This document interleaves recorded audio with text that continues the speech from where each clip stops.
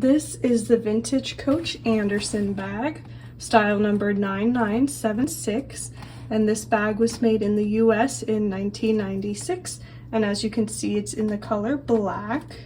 So this is a crossbody bag, and the strap is adjustable. So here's where you could adjust the strap. I would say it's more of a medium-sized bag in my opinion.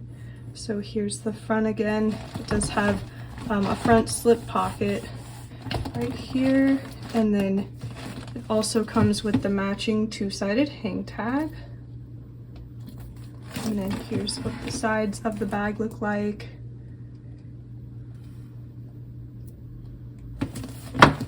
And then here's the back.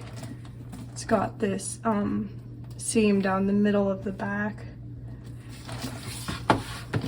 And then when we open it, it's got more pockets.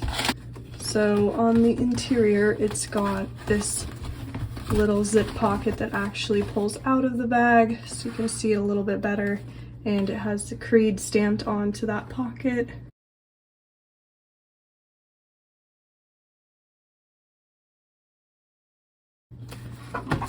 And it is a zip pocket, which is nice.